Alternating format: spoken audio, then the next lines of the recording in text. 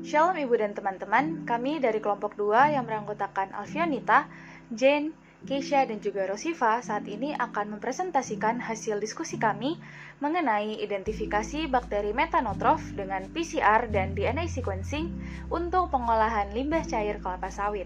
Selamat menyaksikan. Ilmu genetika merupakan ilmu yang telah kita pelajari dan di dalamnya membahas mengenai materi genetik bersama dengan struktur dan berbagai proses yang terjadi di dalamnya seperti replikasi gen, rekayasa genetika, dan lain-lain. Ilmu genetika dapat kita terapkan untuk mengatasi berbagai permasalahan yang kita temukan di Indonesia seperti permasalahan lingkungan. Contohnya yaitu limbah yang bersifat beracun dan berbahaya atau B3. Ini akan mengganggu makhluk hidup dan juga mengganggu keseimbangan ekosistem kita.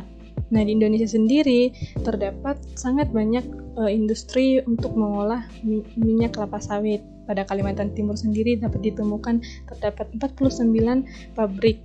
Nah, jumlah pabrik yang tinggi tentunya akan menghasilkan semakin banyak pula limbah cair hasil pengolahan minyak kelapa sawit. Dan limbah tersebut mengandung BOD atau Biochemical Oxygen Demand dan COD atau Chemical Oxygen Demand. Nah, kandungan BOD dan COD yang tinggi ini akan menyebabkan keperluan oksigen mikroba juga semakin tinggi. Nah, kandungan mikroba yang tinggi dalam limbah tersebut akan menyebabkan bau tak sedap, sehingga perlu suatu tindakan untuk mengatasinya seperti menurunkan emisi metana pada mikroba yang ada di dalamnya. Jadi, bakterinya nanti akan diisolasi, kemudian diperbanyak dan dimanfaatkan untuk pengolahan limbah tersebut. Nah, banyaknya kelapa sawit yang ada di Indonesia sebenarnya merupakan kekayaan alam yang dianugerahkan oleh Allah bagi Indonesia, sehingga perlu untuk dikembangkan dan diolah. Namun, berbagai efek yang ditimbulkan seperti limbah itu perlu dipikirkan oleh manusia untuk menjaga ekosistem tetap seimbang. Jadi, akal budi manusia yang ada dapat dikembangkan untuk memanfaatkan DNA melalui rekayasa genetika, dan DNA tersebut nantinya akan membawa fungsi atau peran tertentu untuk menyelesaikan permasalahan tersebut. Limbah cair kelapa sawit dapat ditangani melalui pengolahan bakteri, khususnya itu bakteri metanotrof. Nah, dengan demikian saya mengangkat rumusan masalah. Yang pertama, apa itu limbah cair kelapa sawit? Yang kedua, apa yang dimaksud dengan bakteri metanotrof? Dan yang ketiga, bagaimana proses identifikasi bakteri metanotrof dalam limbah cair kelapa sawit dengan memanfaatkan PCR dan DNA sequencing. Kemudian tujuan penelitian yaitu yang pertama mengidentifikasi limbah cair kelapa sawit, yang kedua mencari tahu apa itu bakteri metanotrof, dan yang ketiga menjelaskan proses identifikasi bakteri metanotrof dalam limbah cair kelapa sawit dengan memanfaatkan PCR dan DNA sequencing. Kita masuk ke dalam fokus kajian yang pertama, yaitu limbah cair kelapa sawit. Kelapa sawit merupakan komoditi andalan di Indonesia, namun sayangnya produksinya bisa menyisakan limbah. Limbah padat berupa cangkang, sabut, solid basah, dan jajangan kosong, sedangkan limbah cair kita sebut dengan POME atau Palm Oil Meal Effluent. Limbah cair menjadi limbah yang ditemukan dalam jumlah yang paling besar, yakni 65% dari tandan buah segar atau sekitar 600-700 liter per ton. Limbah-limbah tersebut akan mencemari lingkungan ketika tidak diolah sebagaimana mestinya. Nah, limbah cair dari industri minyak kelapa sawit diketahui mengandung zat organik dan mikroorganisme yang mampu menghidrolisis lemak dan minyak. Kandungan ini memicu aroma tak sedap yang mengganggu aktivitas masyarakat.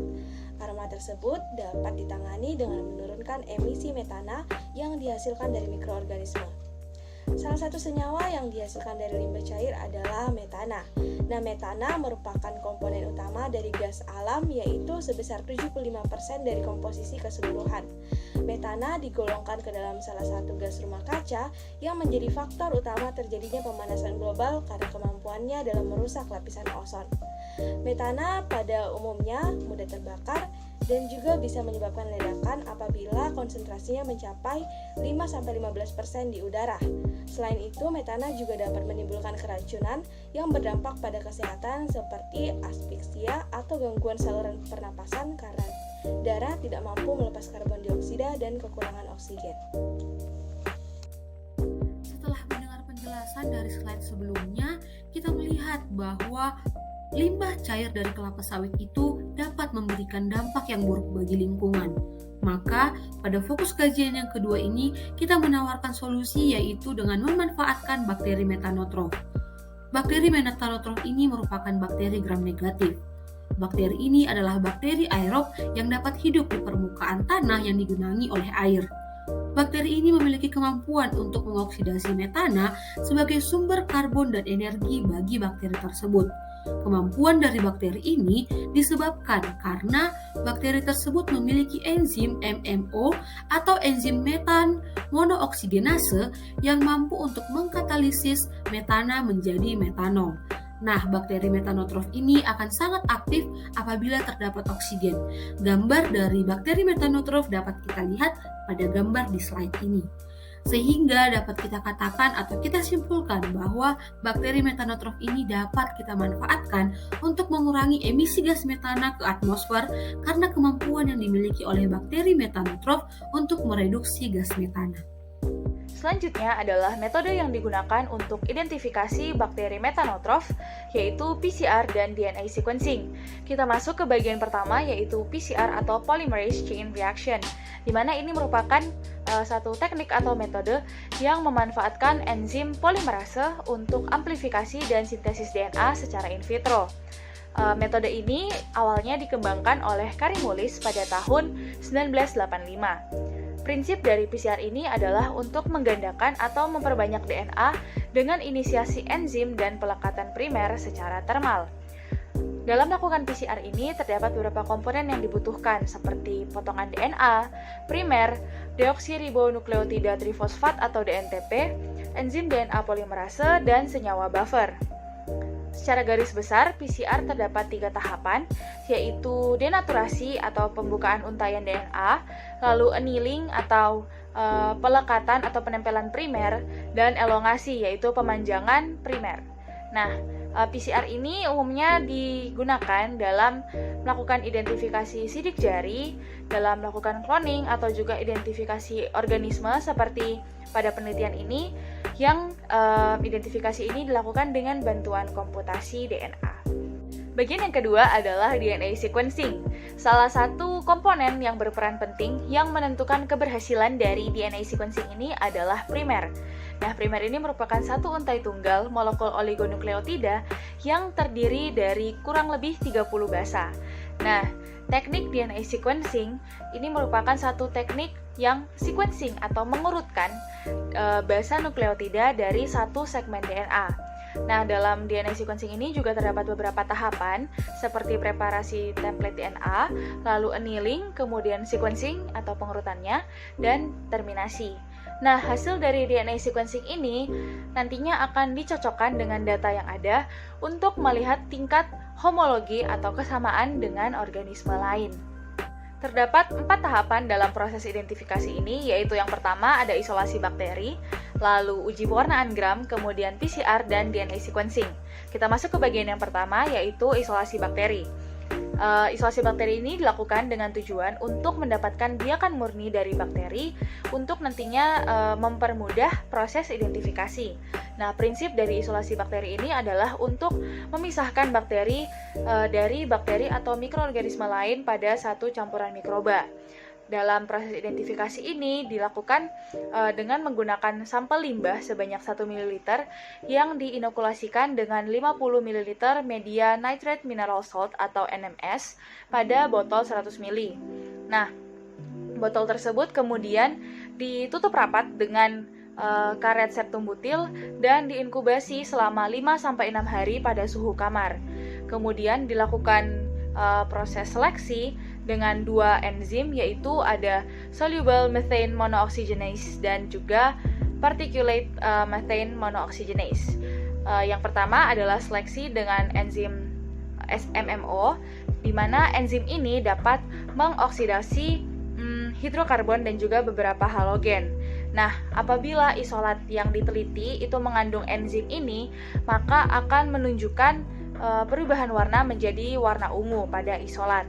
Nah, pada penelitian ini isolat tidak menunjukkan adanya perubahan warna yang mengindikasikan bahwa isolat tidak mengandung enzim SMMO. Lalu yang kedua adalah seleksi enzim PMMO, di mana Enzim ini memanfaatkan metana yang nantinya dijadikan sebagai energi dan karbon.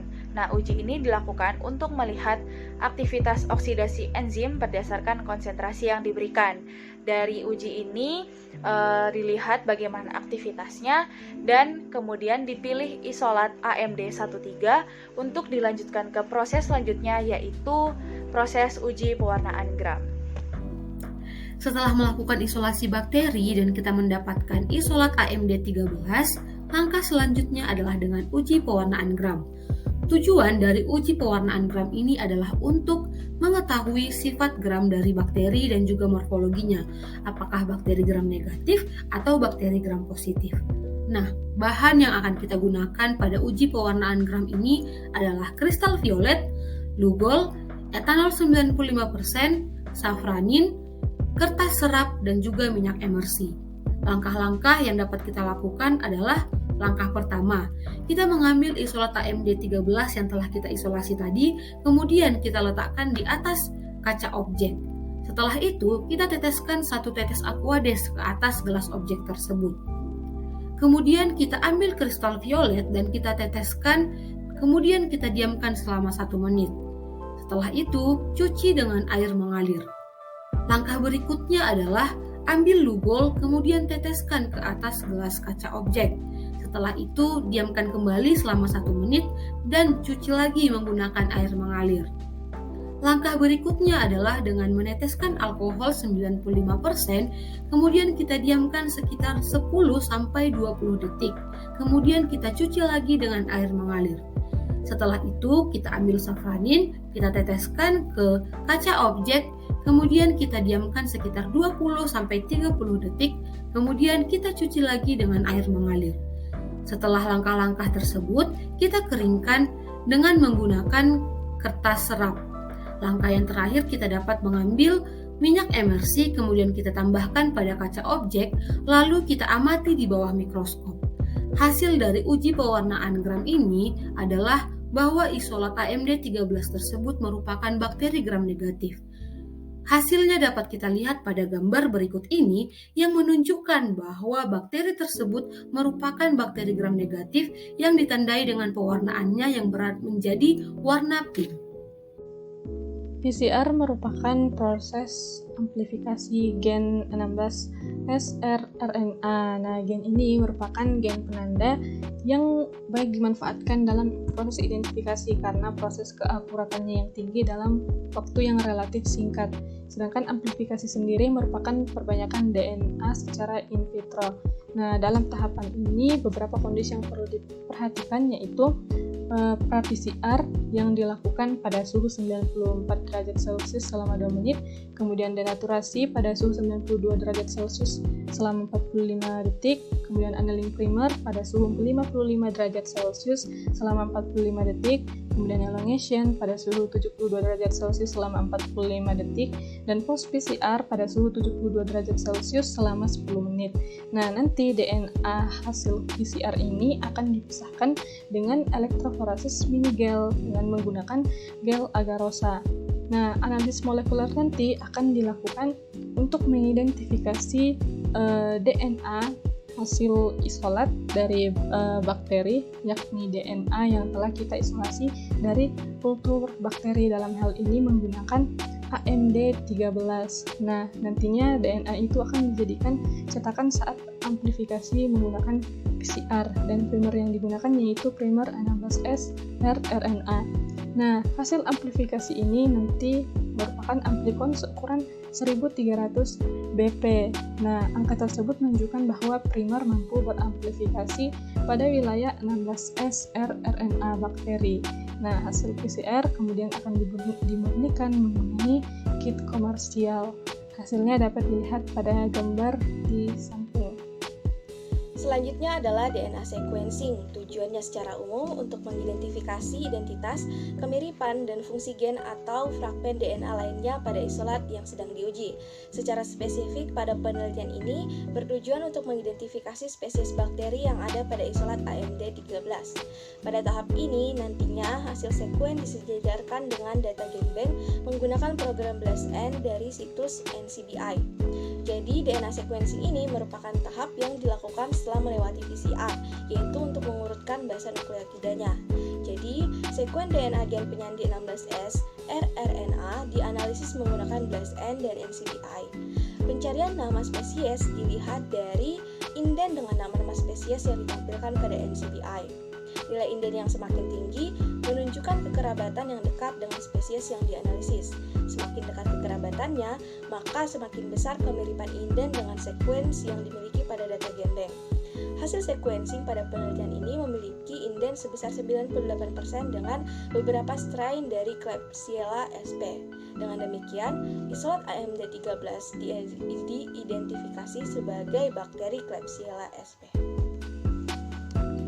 Berdasarkan rumusan masalah, tujuan, dan materi yang telah kami paparkan, dapat diangkat kesimpulan bahwa jumlah kelapa sawit yang banyak ini berbanding lurus dengan limbah yang dihasilkan. Limbah tersebut akan memicu aroma tidak sedap dari gas metana atau CH4. Bakteri metanotrof merupakan bakteri aerob yang dapat mereduksi metana dengan enzim metanooksigenase. Nah, untuk mengidentifikasi bakteri metanotrof, dapat dilakukan isolasi bakteri, uji pewarnaan, PCR, dan DNA sequencing. Nah, isolasi dilakukan dengan teknik pengayaan dengan media NMS. Setelah diperoleh isolat, akan dilakukan uji warna. Kemudian PCR terhadap isolat AMD13 dapat dilakukan menggunakan DNA bakteri sebagai template dan primer 16S rRNA. DNA sequencing dapat dilakukan dengan bantuan program BLASTn dan NCBI. Nah, ini dilakukan dengan mencocokkan sekuen DNA isolat AMD13 dengan data yang ada di GenBank. Nah, nanti dari hasil identifikasi bakteri ini akan diperoleh nilai inden yang mendekati 100% yaitu yang dimiliki oleh Klebsiella sp. Kami sebagai presenter sangat menyadari bahwa presentasi ini dapat kami lakukan hanya karena tuntunan Allah dalam kami untuk mengembangkan pengetahuan yang telah Ia singkapkan kepada kita manusia. Melalui presentasi ini, kita dapat belajar bagaimana bakteri yang merupakan salah satu ciptaan Allah dengan berbagai kelebihan dan juga kekurangannya. Setiap makhluk hidup yang diciptakan oleh Tuhan itu memiliki peran dan tujuannya masing-masing. Salah satunya yang dapat kita lihat adalah bakteri metanotrof ini yang dapat kita manfaatkan untuk mengolah limbah seperti limbah cair dari kelapa sawit yang dapat merusak lingkungan kita. Dengan adanya perkembangan teknologi dan juga Tuhan telah melengkapi kita dengan akal dan budi, kita berespon untuk terus belajar dan mencari tahu untuk mengidentifikasi juga mengenai bakteri metanotrof ini untuk mengolah permasalahan-permasalahan lingkungan di dalam dunia yang telah Tuhan ciptakan. Dari apa yang telah kami paparkan tentunya memiliki kelebihan dan juga kekurangan. Kelebihannya adalah presentasi kami sudah dapat mencakup topik-topik yang telah dipelajari selama mengikuti kelas genetika molekuler dan dapat dihubungkan dengan ilmu biologi lainnya seperti mikrobiologi dan bioteknologi. Akan tetapi kekurangannya yaitu masih belum dapat menjelaskan mengenai proses bakteri melakukan reduksi gas metana pada limbah cair kelapa sawit. Saran kami untuk pengembangan berikutnya adalah dapat menjelaskan lebih dalam lagi mengenai proses pemanfaatan bakteri Klebsiella sp dalam mereduksi gas metana pada limbah cair kelapa sawit.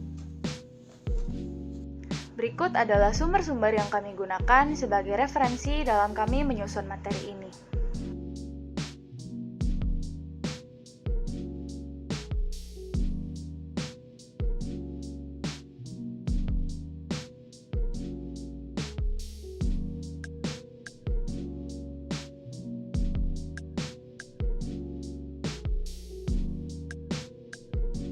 Demikian presentasi dari kami. Atas perhatiannya kami ucapkan banyak terima kasih. Tuhan Yesus memberkati.